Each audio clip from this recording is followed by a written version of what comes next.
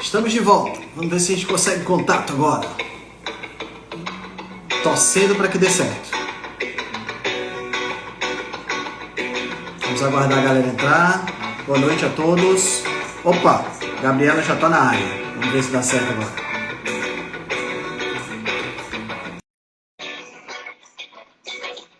Mandei a solicitação para Gabriela. Vamos ver se a gente consegue conversar com ela agora.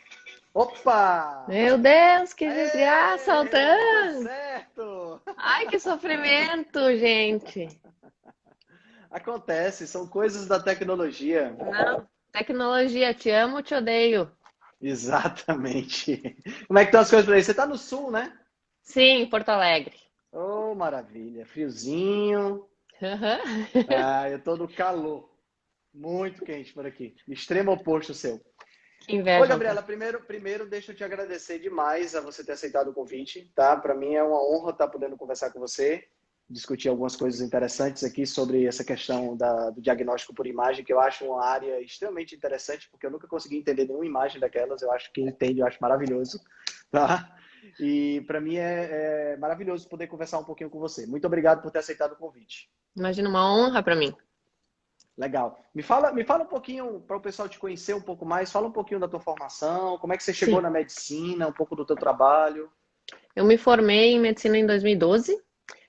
Depois disso, eu cheguei a fazer uma especialização em saúde da família e trabalhei um pouco no SUS, nessa área.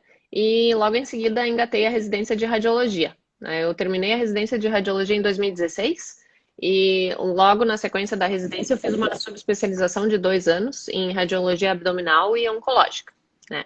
Que são as áreas que eu trabalho hoje. Então hoje eu basicamente vejo exames da parte da barriga, abdominais, raio-x, ultrassonografia, tomografia, ressonância e também o PET-CT, que é um exame de corpo inteiro voltado especialmente para os pacientes oncológicos, né, para câncer. Certo, E certo. o mais comum, o radiofármaco mais comum que a gente usa em PET-CT é justamente um análogo da glicose, né, que vai brilhar em todas as células que estiverem usando a glicose como fonte de energia, né. Então, literalmente, o trabalho meu, né, não de todos os radiologistas, mas o meu que trabalha com PET-CT é descrever o metabolismo da glicose, ver ela brilhar e descrever aonde ela está brilhando, porque a maioria dos cânceres utiliza a glicose como fonte de energia e acaba sendo um método de diagnosticar, né, tanto o sítio primário do câncer quanto as suas metástases através do exame de PET-CT. Entendi, entendi. Você sempre quis fazer medicina? Não, confesso que eu sempre fui muito das exatas, assim, sabe? Sério? Mas eu sempre gostei mais de matemática, de engenharia, porém eu me interessei pela estabilidade do emprego que a medicina me parecia ter depois de formada, entendeu? Uhum, E aí eu uhum. fui, como eu tinha dúvidas e gostava de muitas coisas, eu acabei indo por esse lado. E depois me encontrei dentro da radiologia mesmo. Entendi, entendi. E me fala um pouquinho como foi a tua chegada nesse mundo low carb, cetogênico, como foi essa descoberta? Porque assim, na faculdade provavelmente você não estava ligada nisso aí, tava? Absolutamente, não, quem me dera. Oh, quem me dera, né? Assim, durante a minha residência eu até estava ativa fisicamente e estava tudo certo. Agora, depois que eu saí da residência, entrei na subespecialização, eu acabei entrando num ciclo de trabalho bastante intenso e larguei totalmente a atividade física, fiquei sedentária aí uns 3 anos e fui engordando progressivamente. Chegou no ano de 2019, eu realmente estava bem diferente do que já tinha sido no passado. Assim, eu sempre tinha sido uma menina magricela, etc.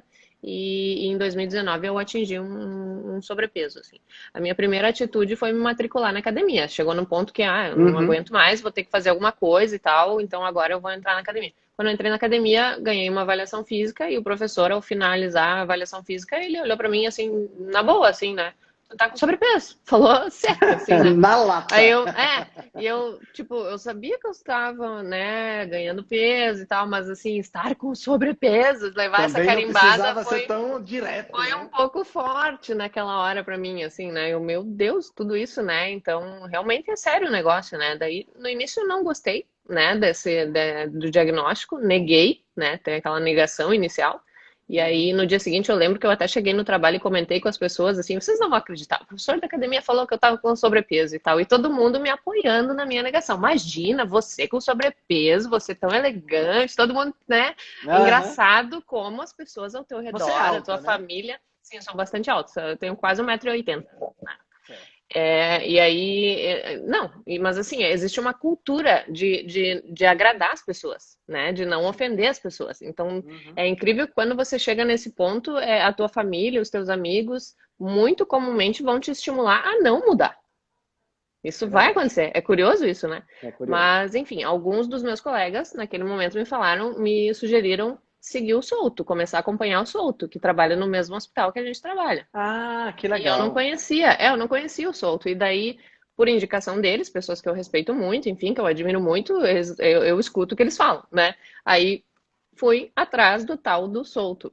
Um vídeo eu precisei ver dele pra, assim, ó, tudo fez sentido. No momento, assim, que eu ouvi um vídeo dele, uma entrevista, ele falava sobre densidade nutricional, que a alimentação das pessoas estava muito hipoproteica, que as pessoas sentiam muito fome, muita fome em razão disso. E aquilo me serviu como um chapéu, assim, meu Deus, esse cara está me descrevendo, né? Porque eu tinha uma alimentação que era baseada em comida de verdade, não era porcaritos o tempo inteiro. Tudo bem Uhum. que eu não Uhum. dizia não quando tinha doce e tal, mas a minha base não era porcaria, não era pão, a minha base era feijão, arroz, leite e banana. Essa era a minha base diária, só que em grande quantidade, né? E eu não tinha noção do aporte proteico que eu tinha, que era muitíssimo baixo. Então, eu acabava fazendo uma hipercalórica e hipoproteica e não negava qualquer docinho, qualquer coisinha que viesse lá de vez em quando. E então tudo fez sentido para mim naquele momento. Então tá, então realmente não é a idade que nos engorda, é a nossa alimentação. Não é a falta de atividade física, é a nossa alimentação. E aí nesse momento eu comecei a estudar low carb, me interessei muito por isso e fui adiante. Que legal, que legal. E legal você trabalhar no mesmo Hospital do Souto, né? Isso Sim, é muito, muito interessante mesmo. Fala um pouquinho, eu sei que você já fez, né, o curso do Zé Neto, né? Fez também o do Souto, Diabetes, a fiz também o solução. do solto. Sim. Fala um pouquinho sobre esses cursos, porque eu acho, assim, é uma das minhas, está nas minhas metas de fazer esses dois cursos, são cursos que estão na minha, são referência, né? Você acha que uma pessoa leiga pode fazer esse curso, ou você acha que é um curso mais especializado para a tua área? Da parte do curso do Souto e do Boveni, sim, serve para leigos também. E serve Legal. para profissionais, sem dúvida. Da parte do José Neto, é mais voltado para profissionais de saúde. Vamos falar um pouquinho de cada um, assim. Quando eu resolvi começar low carb, eu ia estudar low carb, eu aprendi sobre diabetes tipo 2, né? Reaprendi, na verdade, aprendi pela primeira vez, que Uhum. era a resistência insulínica, né? A hiperinsulinemia, né? Porque a minha formação tinha sido centrada em tratamento medicamentoso, né? Em Certo. tratar a hiperglicemia e não tratar a causa que era alimentar. Então, com os meus pais, eu tinha, poxa, pai e mãe diabéticos há anos com um tratamento inadequado, né? E nesse momento que eu comecei a estudar, eu precisei colocar isso na vida deles. E chegou um momento que eles aderiram, né? Quando eles me viram emagrecer, eles se interessaram pela estratégia e aderiram. Só que daí eu precisava reestudar a farmacologia, reaprender como tirar as medicações, porque as medicações precisam ser retiradas à medida que você faz essa dieta, o resultado é bastante rápido, né? Então, Uhum. para ter esse suporte, eu fiz o curso do Souto e do Bomeni, né? E me deu todo esse suporte. E lá, um paciente autodidata vai encontrar muita informação, mas é de muita valia também para um profissional de saúde, sem dúvida alguma, né? Para ter suporte deles. Eu fiz na época que era por turmas, então nós tínhamos várias discussões semanais, né? Cada semana abria um bloco e a gente discutia aquele bloco com eles, dois, né? E depois de finalizar o curso, a gente ainda entra, os profissionais de saúde entram num grupo de educação continuada, né? E ali a gente tem discussões de casos diários, né? Que E legal. a outra, a dúvida vem no dia a dia, né? Então ali tem nutricionista, tem psicólogo, tem médico do Brasil inteiro que vem com dúvidas que você nem pensava e que são suas dúvidas também, no fim das contas, né? Então a gente aprende continuamente ali. É bem interessante esse grupo de educação continuada. E o curso do Zé Neto, então, do José Neto, foi também por essa reviravolta do diabetes tipo 2, né? Eu queria saber, criticar artigos e tal, e toda essa questão da pandemia que nos trouxe vários artigos, essa necessidade de saber interpretar, de saber o que vale a pena ser lido, né? De não perder tempo com coisas que não vale a pena ser lido, Uhum. saber criticar, né? Enfim, aprender realmente a fazer saúde baseada em evidências na sua prática como profissional de saúde. E o curso do Zé Neto ensina isso, né? Saber questionar as diretrizes, mas questionar com fundamento, né? Saber quando que é viável mudar a sua prática clínica à medida que sai um trabalho novo, né? Isso é fantástico nesse curso. E ali também tem um grupo de educação continuada que também tem seu valor. Legal, legal, show de bola. Eu sempre tenho essa curiosidade, eu conheço os dois, né? Tanto o curso do Zé Neto quanto do Souto Bomeni, mas ainda não tive a oportunidade de fazer, tá nas minhas metas. Vamos então entrar no mundo das imagens, que é a sua praia, tá? Vamos falar um Sim. pouquinho sobre imagens. Quais são os tipos? Fala um pouquinho aí do básico. Eu sou leigo completamente no assunto, tanto é que eu olho para... Assim, a gente identifica um osso no raio-x, isso é fácil de identificar.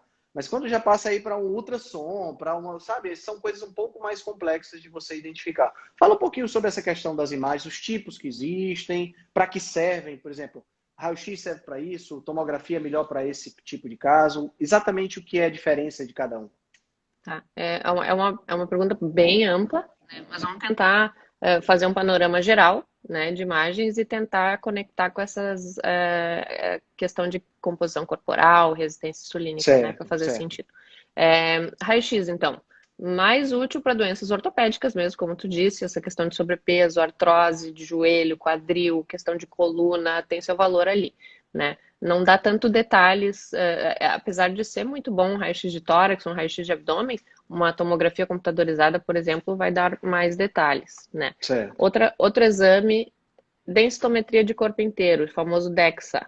Ele é um Uhum, raio-x gigante, é um raio-x certo. gigante, faz dos pés à cabeça ali, e o DEXA te dá composição corporal, ele é excelente para composição corporal, ele te dá massa óssea, né, massa magra, dentro da massa magra, massa muscular, e massa de gordura também. A princípio, ele não vê separadamente a gordura visceral da gordura subcutânea, ele vê uma imagem intacta, assim, mas existe software para você demarcar onde está a parede Certo. abdominal, para ele fazer a medida separada da gordura subcutânea e da visceral, e com boa acurácia ele consegue fazer isso, o DEXA. Legal. Existe a tomografia, que é também um tipo de raio-x, assim como o DEXA também é um raio-x gigante, a tomografia também é feita de raio-x, só que é numa espiral, assim, você vai largando vários raios-x no paciente e vai formando uma imagem em 3D, que depois a gente interpreta Hum, no computador, dá para reformatar ela, né, reconstruir, daí a gente enxerga de lado, de costas, né, mexe e tal. entendi. É bem detalhada essa imagem. É, tem radiação, né? Raio-X tem radiação, DEXA tem radiação em pequena dose, a tomografia tem uma dose maior, porque, enfim, faz toda, né, essa incidência. Para a composição corporal seria o padrão ouro, porque você enxerga diretamente o que é músculo, você delimita ali, né? Certo. Você pede para uma criança delimitar onde que está a linha cinza do preto que diferencia, a criança delimita, é fácil de ver. Você enxerga um músculo, osso, separa a gordura subcutânea da visceral com muita facilidade ali, e tem softwares de mensuração automatizada que te dão essa medida, seja em volume total, ou hoje a gente sabe que dá para fazer só num corte só, único ali por volta da cicatriz umbilical, na altura da cicatriz umbilical, dá para fazer o cálculo só ali da gordura subcutânea e da gordura visceral, que tem boa correlação com a gordura visceral total e que tem excelente correlação com o risco cardiovascular e risco de esteatose hepática. Né? A tomografia também consegue enxergar a esteatose hepática, mas não é tão sensível, ela não vai ver casos leves, ela vai ver casos mais moderados e Certo. avançados. Tá? Também é ótimo para ver osso ou qualquer coisa que tenha calcificação, né? Até Certo. mesmo pedra nos rins, ela é o padrão ouro para ver pedra nos rins. E é a que é utilizada para fazer o exame de escória de cálcio coronariano, é uma tomografia, né? Que você faz Certo. ali da região do coração. Entendi. Entendi. Tem a ultrassonografia também, que é como se fosse o nosso morcego da radiologia, né? Porque Certo. como é que funciona a ultrassonografia? Ela é a análise da interação entre o som e o tecido. O transdutor, que é aquele aparelhinho que o radiologista coloca na barriga das mães para fazer a ecografia obstétrica, sabe? Aquele aparelhinho Aham. lá, se chama Aham. transdutor. Aquele transdutor gera um feixe sonoro. tá? Esse feixe, a partir de impulsos elétricos, ele gera esse feixe sonoro que essas ondas vão se propagar pelos tecidos ali, vão refletir em maior ou menor intensidade e voltar para o transdutor, e esse transdutor vai novamente transformar essas ondas sonoras em impulsos elétricos e mandar para o computador que transforma elas em imagem, né? Entendi. Então ele enxerga muito bem os órgãos abdominais, é excelente para ver fígado, por exemplo. O diagnóstico mais comum das pessoas diagnosticarem gordura no fígado é pelo ultrassom, que é um exame barato, bastante disponível, enxerga bem, só que também não enxerga casos muito leves. Tem que ter uma determinada quantidade de gordura nesse fígado para aparecer no ultrassom, né? Outras coisas que dá para ver pelo ultrassom, a gordura visceral, dá para separar ela, porque tu consegue enxergar a linha da parede abdominal, que é quem separa a gordura visceral a subcutânea da visceral, né? Você consegue separar as duas. E a gente sabe, tem alguns trabalhos mostrando que uma medida em linha reta, também ali próxima da região do umbigo, consegue fazer uma estimativa de gordura visceral que tem correlação com risco cardiovascular e com risco de esteatose. Enxerga muito bem os vasos, a gente faz ecodoppler de carótidas para ver risco cardiovascular também, né? Para detectar aterosclerose. Vê inclusive a velocidade do fluxo nesses vasos, consegue ver a velocidade do fluxo.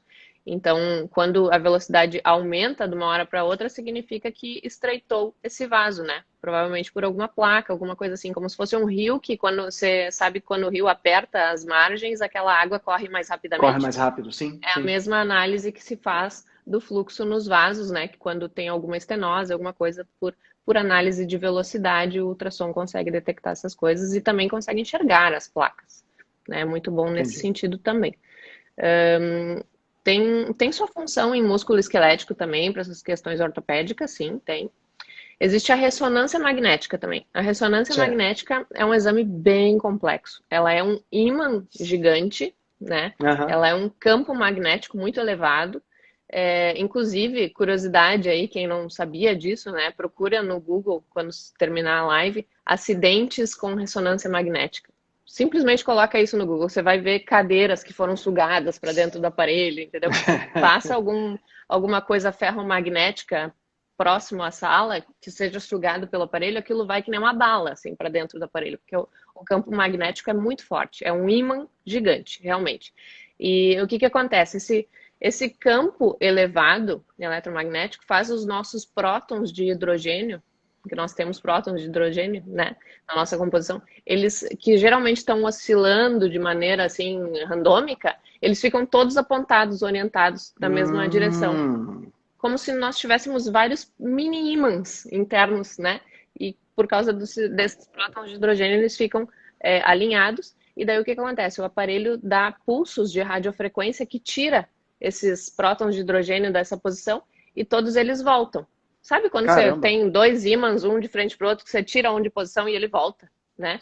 Então esse sinal que a estrutura dá quando o próton de hidrogênio volta depois do pulso de radiofrequência é captado pela máquina e transformado em imagem.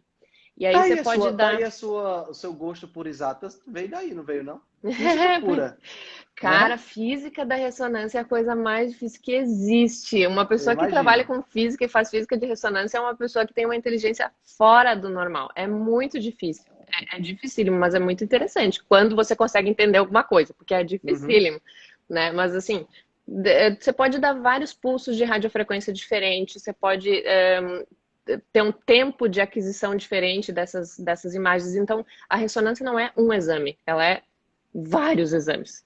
Tudo vai depender do protocolo que você vai usar, né? E do que você quer ver. A ressonância que eu posso usar contraste ou sem contraste, né? Também tem isso. Tem isso também, mas isso assim, é a parte mais simples que tem, porque toda a questão de pulsos de radiofrequência e tempo de aquisição de imagem vai fazer exames completamente diferentes um do outro, com ou sem contraste, né? Entendi. E ela é excelente para ver gordura no fígado, né? Mas tem suas limitações, né? Ferro, por exemplo, numa ressonância normal pode ser uma limitação, que vai ter um sinal contrário. A gordura tem um sinal, o ferro tem um sinal contrário, os dois se anulam, podem apagar um outro e a gente não vê nada, fingir que está normal. Mas na verdade tem dois problemas. Dois problemas opostos se anulando. né? Uhum. Mas existem sequências diferentes, específicas, que você pode fazer para anular esses problemas, né? Porque não é um exame a ressonância, são vários exames, então depende de qual tipo de exame você está pedindo. É bem complexo a ressonância, mas é fantástico. Por ser esse ímã gigante, ela tem alguns problemas. Por exemplo, implantes metálicos, marca-passo, né? Tem pacientes que não conseguem fazer. É bomba de Entendi, insulina, Libre, entendi. né? É. Se o paciente com Libre quer fazer uma ressonância, ele tem que programar na troca do Libre, né? Esses pacientes DM1 que usam Libre após Libre, que trocam de 15 em 15 dias, que programem o exame, se tiver que fazer um exame, na hora da troca do Libre, porque não vai dar para fazer, né? Inclusive implantes metálicos do ponto de vista ortopédico também, pinos, essas coisas. Sim, mas a maioria consegue ficar, porque geralmente eles estão tão encaixados no osso que aquele negócio não sai, entendeu? Mas muitas Entendi, vezes a gente tem que analisar, tem que ligar para o físico, tem que saber a marca do aparelho que a pessoa está usando. Isso é uma dúvida que surge diariamente, assim, para nós, assim, porque muitas vezes o paciente tem algum implante e não sabe de que marca é, daí é um problema, sabe? Tem que ir entendi. atrás do É, que complica. foi que botou. Porque não pode correr o risco. Vai que esse negócio rasga a pele do cara e Exato, vai dar exato, problema, né? Aham. exato.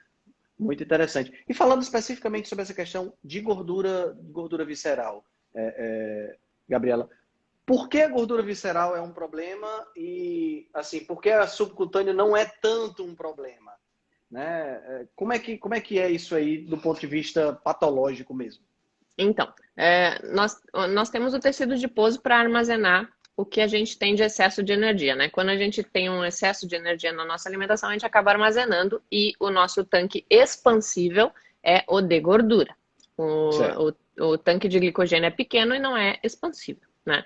O tanque de Uhum. gordura é expansível. E dentro desse tanque expansível de gordura, nós temos dois diferentes compartimentos: a gordura subcutânea e a gordura visceral, né?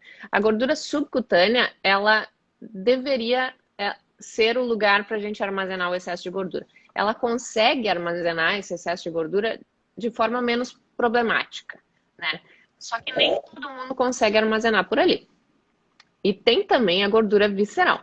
A gordura visceral é a gordura que fica entre os órgãos dentro da cavidade abdominal, ou mesmo infiltrando órgãos, que é aquela pessoa que tem gordura no fígado, né? Certo. Algumas pessoas armazenam ali o excesso de gordura. Essa não deveria expandir. Essas células de gordura visceral, quando elas enchem, elas estiram, né? E algumas porções dessa célula, a célula de gordura, ela não é só um saquinho de gordura, ela tem vasos sanguíneos, ela tem, né, outras partes ali dentro, tem receptores de superfície, etc. Quando elas estiram, tem pedaços dessa célula que ficam mal vascularizados, né? Que o vaso sanguíneo não alimenta bem, por exemplo, e começam a isquemiar. Receptores de superfície que já não ficam mais na superfície, ficam puxados para dentro. Então, essa célula fica disfuncional, né? E essa gordura visceral inchada, ela é muito inflamatória. Ela secreta citocinas inflamatórias. E isso tem forte correlação, muito bem estabelecida, a gordura visceral em excesso, com doenças cardiovasculares, infarto, AVC, com esteatose, que é a gordura no fígado, com diabetes tipo 2, com dislipidemia, que é a alteração de colesterol. Isso está muito bem estabelecido. Quando eles tentam estabelecer o excesso de gordura subcutânea como uma associação para essas coisas, eles não conseguem ter associação estatisticamente significativa com o excesso de gordura subcutânea. Agora, a visceral sempre tem. Você pode procurar o artigo que você quiser, sempre vai ter. A visceral é o risco. Quem tem Entendi. excesso de gordura visceral tem mais diabetes tipo 2, tem mais gordura no fígado e morre mais por AVC, por infarto, né? Então, essa é uma gordura problemática. O E existe. problema, Pode o falar, problema desculpa. é justamente o quadro inflamatório crônico, né? Que Sim. essa gordura gera. A pergunta que eu ia te fazer é se existe alguma relação entre o tipo de alimento que a pessoa está consumindo e o tipo de gordura que ela fabrica. Ou é independente? Não, até existe, mas assim, a gente vê isso com óleos vegetais, né? Certo. Com isso sim, né? Isso existe uma tendência a esse tecido adiposo. Esse tecido adiposo, ele tem que ter uma resistência insulínica, alguns criticam esse termo, né? Mas fisiológica para não deixar ele expandir mais do que deveria. Esticar demais, certo. Exato, é. Ele deveria chegar num ponto que ele encheu e ele deveria avisar, aqui não está cabendo mais esse excesso de gordura, esse excesso de glicose transformada em gordura, etc. Aqui não cabe mais, seria uma resistência insulínica benéfica, né? Uhum. Para não, porque quem coloca a gordura para dentro é a insulina, né? É a insulina Certo, que certo. orquestra o armazenamento de gordura, né? Se esse tecido adiposo parasse de responder à insulina, ele pararia de encher, e era o que precisaria. Mas os óleos vegetais se sabe que eles extrapolam esse limite, né? Fazem com que esse tecido adiposo perca essa sensibilidade de parar de encher e ter essa resposta, né, de resistência insulínica benéfica e comecem a estirar. Entendi, entendi. E sim, né? E outra coisa, a questão de ter uma alimentação mais cetogênica, né, Altran? Você reduz os seus níveis de insulina, você predispõe a queima de gordura, né? Nunca dá para esquecer aquela hipótese da insulina carboidrato na questão da obesidade, né? Não se consegue explicar a obesidade com uma teoria só. Quem Claro, quiser claro. tentar explicar a obesidade com uma coisa só, provavelmente vai falhar, né? São várias teorias que se somam, né? E que a gente tem que levar em consideração. Uma delas é a da insulina, que a insulina é o hormônio que orquestra se você vai queimar gordura ou se você vai armazenar gordura. Se a insulina está elevada, ela está notificando que você tem muita glicose no sangue e você queima ou glicose ou gordura como fonte de energia. Quando a insulina está elevada, ela diz para o teu organismo assim, não queime gordura, precisamos queimar glicose. E você fica preso num ciclo glicolítico, né? E está avisando todos os órgãos do teu corpo assim, armazenem gordura. Nesse momento nós precisamos queimar glicose e armazenar gordura. Então, ter a insulina elevada predispõe você a armazenar mais gordura, sim. E como Entendi. se faz para ter uma insulina elevada? Comendo mais carboidratos, que é o alimento que mais eleva a sua insulina, né?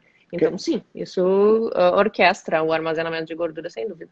quer dizer, então, uma combinação estilo, sei lá, porcaritos, como você falou, ou, por exemplo, biscoito recheado, que é carboidrato refinado e óleo vegetal junto, é uma É uma combinação. mistura fantástica para ganhar uma gordura visceral, né? Né? Porque o carboidrato, por um lado, vai aumentar a insulina e o óleo vegetal vai deixar a célula gordurosa mais sensível a essa insulina. Então, insulina alta e célula gordurosa extremamente sensível vai se entuchar de gordura e inchar sem limite, né?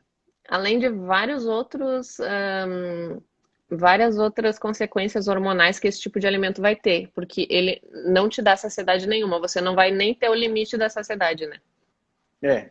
Você come e assim, se for aquele porcaritos, aquele biscoito recheado do entretenimento, né, assistindo uma série do Netflix, alguma coisa, aí você come Não tem fim. desesperadamente, não tem fim, não tem fim. Não tem fim. Um pacote atrás do outro e por aí vai. É interessante isso aí. E em relação a essa questão da gordura visceral, a gordura que aparece no fígado, né? Vamos dizer aí numa sequência. Essa gordura também é considerada visceral ou é uma classificação diferente? Porque tem aquela história de gordura ectópica, né? Que seria aquela gordura que não deveria estar onde está. Como é que fica isso aí? Olha, dos que eu li, considera de maneira geral visceral, tanto essa entre órgãos quanto a do fígado. A do fígado tem essa característica extra de caracterizar uma doença com nome, né? A Uhum. Que é a esteatose, esteatose, enfim, né? né? Entendi, Mas, entendi. mas são gorduras que não deveriam estar ali, né? O tecido adiposo armazenado em excesso deveria estar no subcutâneo. Esse é o local onde ele deveria estar. Fora dali, ele é problemático, né? E aí vem aquela coisa interessante, né, Gabriela? Daquela pessoa que é magra, mas que pode ter gordura visceral. Aí é onde entra aquele aspecto interessante. Porque quando a gente pensa numa pessoa que tem gordura visceral, a imagem que vem à cabeça da gente é aquele cara da barriga grande, aquela barriga grande e dura, né? A pessoa que tem gordura subcutânea, normalmente é aquela pessoa que pode até ser gorda, mas que é uma gordura, vamos dizer assim, mais mole, né? Aquela pessoa que você vê que tem uma dobrinha em cima da outra e tal. Aquele cara que tem aquela barriga esticadona, normalmente aquilo ali é uma concentração maior de gordura visceral. Sim, sim, sim. E ela fica mais dura porque lembre-se daquela imagem da tomografia que eu já compartilhei, lembra? que tem só a pele por fora, daí tem a gordura subcutânea. Poxa, essa gordura que está expandindo só com a pele por fora, a pele é mole. A pele é mole. Uhum, Você pega com uhum. os dedos, assim, né? Esse é o pneuzinho da gordura subcutânea. Agora, a gordura visceral, ela está dentro da parede abdominal. E a parede abdominal, ela é composta de músculos. Por mais fraquinho que sejam os seus músculos, eles ainda são músculos. E são mais fortes que a sua pele. Então, é um negócio que concentra, né? E aquilo vai esticando, vai estirando para frente, mas vai estirando de maneira que você não consegue pegar, né? Exato, exato. E em relação a pessoas, aí vem aquela história do magro por fora, gordo por dentro. Né? Porque isso é uma coisa que a gente. Eu acho que se eu, por acaso, tivesse uma alimentação ruim, eu seria desse tipo. Porque eu nunca fui gordo na minha vida. Sempre tive um peso mais ou menos compatível com a minha altura. Na verdade, eu sempre fui mais magro do que ter um peso compatível. E o período que eu fiquei com mais peso foi o período que eu era vegetariano. Eu fui vegetariano por 2 anos, né? Foi um período que eu ganhei bastante peso. E quando eu cheguei eu pesava 81 quilos, mais ou menos, 9 quilos acima do que eu estou hoje, eu ainda assim conseguia ver, não muito, mas conseguia ver um pouco da divisão no abdômen, essa coisa toda. Né? Então, quer dizer, mesmo estando acima do peso, eu não tinha muita gordura subcutânea. Então, é assim, é algo que é marcado mais geneticamente, né? Exato, Aonde é. vai essa gordura? Exato. E um pequeno dado aí que até da minha revisão para aula da nossa jornada Rebelião Saudável, a esteatose, que é a gordura no fígado, tem uma prevalência de 10 a 15% em magros, em pessoas com IMC abaixo de Uhum. 25. Olha que coisa impressionante, 10 a 15% não é pouco, É, né? é, Em magros, e não sabem que tem gordura no fígado, não vão saber se não for fazer um exame de imagem, né? O que determina isso? Essa pessoa ser magra, mas ter a gordura ali onde não pode ter esses problemas, que é a gordura no fígado, diabetes, a hipertrigliceridemia, né? Poxa, é um magro, mas está com triglicerídeos lá em cima. Essa pessoa está com um problema metabólico, né? O limiar pessoal de gordura. Isso certo. é um conceito chave para a gente entender. Isso muda tudo, né? Ele diz que primeiro a gente enche o nosso tanque de gordura subcutânea e só por extravasamento a gente enche a gordura visceral. Só que tem um detalhe: tem pessoas que têm capacidade de expandir o tecido subcutâneo bastante e armazenar Certo. bastante ali antes de extravasar para a gordura visceral. Essas pessoas, elas têm uma vantagem de saúde metabólica no sentido de que elas estão comendo errado, elas estão engordando, porém o tanque de gordura subcutânea mais expansível está protegendo a saúde delas, armazenando a gordura ali antes que essa gordura extravase para um local onde ela é mais lesiva para a sua saúde, onde ela é mais inflamatória, mais relacionada à gordura no fígado, mais relacionada a diabetes, hipertrigliceridemia, etc. Né?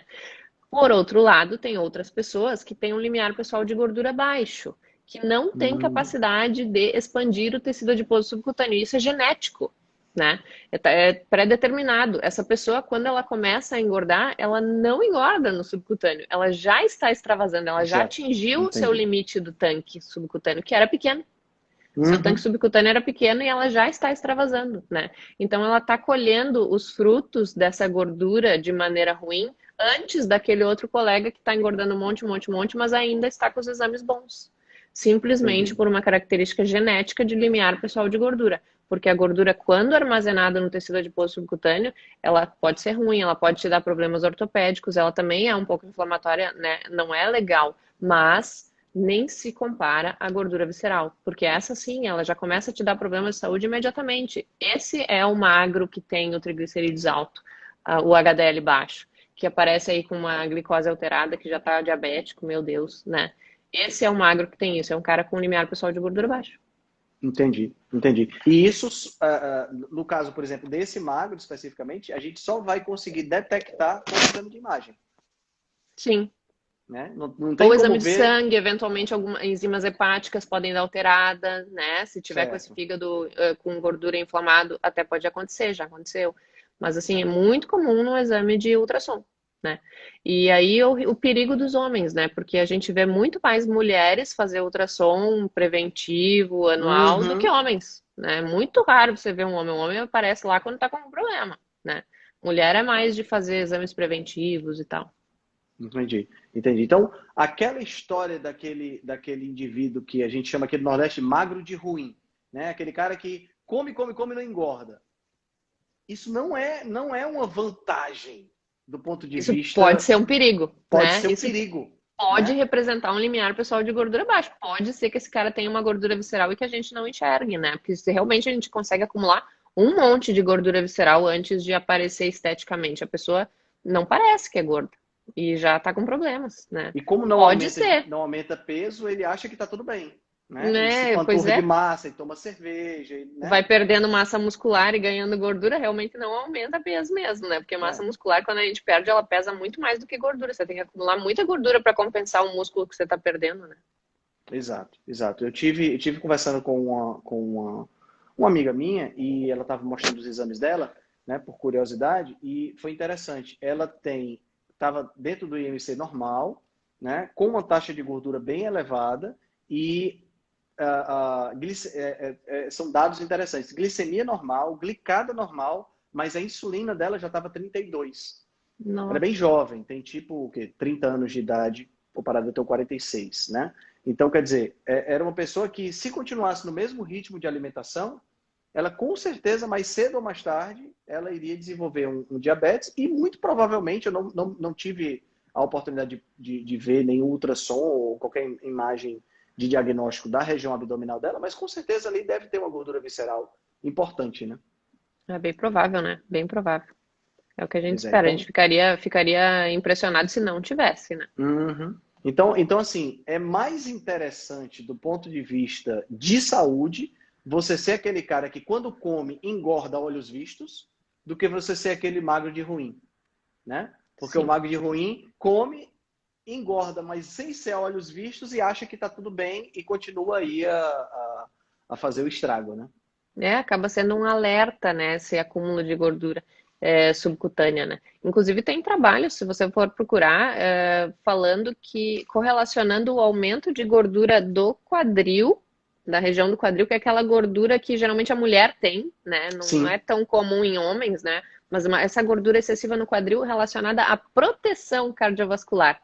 Opa, como assim? Está relacionada à proteção? Não, não é que ter muita gordura ali seja protetor, mas é que representa que essa pessoa não está acumulando no visceral, entendeu? exato, exato. Ela Exatamente, está é. acumulando no quadril e não na visceral. Exato, é. É muito interessante esses estudos de composição corporal. É interessante. E que outros lugares, além do fígado, essa gordura você já viu na sua prática, na sua experiência? Já viu o coração, Segundo local mais pâncreas, comum, pâncreas. pâncreas, né? Pâncreas é muito comum estar lipossubstituído, muito, muito, muito comum. E em volta do coração. Eu diria que também é bastante Essa, comum. essa, essa gordura no pâncreas, né? Essa esteatose pancreática, vamos dizer assim. Que Ela, inclusive ela tem artigo usando esse termo, falando é esteatose pancreática, já virou um novo nome de patologia. legal, interessante. E isso aí teria algum tipo de pressão no sentido da diabetes? O Sim, pâncreas ficaria sobrecarregado nesse sentido? sim, está relacionado ao aumento do glucagon, e aí aumento de Hum, glicemia e, consequentemente, aumento de insulina. Assim como a gordura no fígado, que você sabe, né? Quando a gente tem gordura no fígado, representa a resistência insulínica hepática. E daí o fígado não recebe mais aquele sinal que, quando a insulina tá elevada, para parar de produzir glicose, porque o fígado produz glicose no processo de gliconeogênese, né? E aí, quando a insulina está elevada, ela deveria informar ao fígado, pare de produzir glicose. Eu já estou tendo que trabalhar aqui porque eu já tenho a minha glicose na corrente sanguínea. Pare de produzir glicose, não me crie mais trabalho, né? O uhum. fígado sensível à insulina escuta esse sinal e para de produzir E para glicose, de reduz produzir. a gliconeogênese. Um fígado com resistência insulínica, um fígado com gordura, um fígado de um diabético, não para de produzir e produz ainda mais. Produz excesso de glicose, tem excesso de gliconeogênese. Por isso mesmo que alguns pacientes diabéticos tipo 2, quando a gente faz uma dieta super cetogênica, assim, retira toda o carboidrato da alimentação, ainda assim tem alguns que precisam permanecer com alguns antidiabéticos porque o fígado está produzindo um excesso de gliconeogênese. Tamanha Entendi. resistência insulínica hepática que esse paciente ainda tem. Então, existe um processo de redução da gliconeogênese hepática até voltar a níveis normais, né? Entendi. Não é uma coisa tão rápida como aconteceu, por exemplo, Individual. É individual. Individual. Tem gente que é muito rápido, mas tem gente que você te retira todas as medicações super rapidamente, mas tem outros que persistem. Por quê? Se ele não está comendo glicose, como? Porque esse fígado está produzindo O muita fígado está glicose. produzindo, né? Gabriela, fala um pouquinho da tua palestra na jornada. Eu estou ansioso pela tua palestra porque é uma palestra que vai ser extremamente visual, né? Essa Imagino. vai ser fantástica. Minha palestra vai ser fantástica. Sim, olha, eu vou Só falar de ver sobre a sua gordura no empolgação eu fígado. já me empolguei. Eu vou falar sobre gordura no fígado, especificamente a doença hepática gordurosa não alcoólica. Vou começar já criticando esse nome, né? Um nome como se ela fosse secundária, não alcoólica, né, gente? Não, É. ela tem personalidade própria, né? E muita, né? Ela é protagonista, né, nas nossas Aham. vidas. E, meu Deus, eu vejo todo dia ela, meu Deus. A gente vai rever conceitos básicos sobre essa doença, né? Vai entender a causa de uma vez por todas, porque preciso entender a causa para tratá-la. Se a gente não entende a causa de uma coisa, a gente não resolve o problema e nunca resolve a doença, né? Nós vamos discutir os critérios diagnósticos dessa doença e vamos criticá-los também. Legal. E os exames diagnósticos disponíveis, desde biópsia, exames de sangue, quais são eles, quais são as limitações, ultrassom, qual é o papel, qual é a sensibilidade, especificidade, quais são os erros que ele tem, qual é o ponto forte, ponto fraco, tomografia, ressonância, elastografia hepática, né? A gente precisa falar de pontos fortes e fracos de cada método e entender isso, né? O que cada Muito bem. método pode te mostrar, até onde confiar em cada resultado de cada exame, quais partes cada exame pode deixar a desejar. A estrutura da palestra tem que ter uma linguagem bem simples, acessível, Exato. né? Para que um público leigo entenda, mas, ao mesmo tempo, eu tenho interesse, eu quero me comprometer a trazer informações relevantes para que agregue a profissionais de saúde, porque nós temos vários Perfeito. nutricionistas e médicos Sim, se sim. inscrevendo ali, né? E vou te dizer, não é difícil fazer uma linguagem acessível em radiologia para todo mundo, porque quem não é radiologista, mesmo sendo médico, tudo é grego. Então eu preciso fazer uma linguagem acessível para um médico, para um nutricionista e para um leigo também. Vamos desmistificar tudo isso dos exames de imagem. Vai ser fantástico. Tô louca Vai aqui. ser, vai ser, vai ser. Eu estou animado com essa jornada. Eu acho que vai ser super legal, não vai não? Vai ser muito Vai legal. sim. Me fala, a gente vai chegando aqui, já são 9h50 já, eu também não quero exagerar muito no teu tempo aí. Eu queria concluir que você desse, eu sempre pergunto isso no final das minhas lives, porque eu sou nerd assumido, né? Geek total, sempre fui, né? No colégio eu sentava na primeira fila, sempre gostei de estudar, sempre gostei de ler. Não tem jeito, eu sou desse jeito mesmo. Eu sempre gostei muito de livros, né? Então, uma indicação de um livro legal que você leu, não precisa ser obrigatoriamente da área, um livro que você acha legal. Eu sempre pergunto aqui no final para deixar Cara, informativo aí pro pessoal. Hábitos Atômicos é um que eu tô lendo agora que tá sendo fantástico. Eu acho que tem tudo a ver com essa questão aí de mudança de hábitos, né? Vale super a pena. Questão de crescimento pessoal aí, né?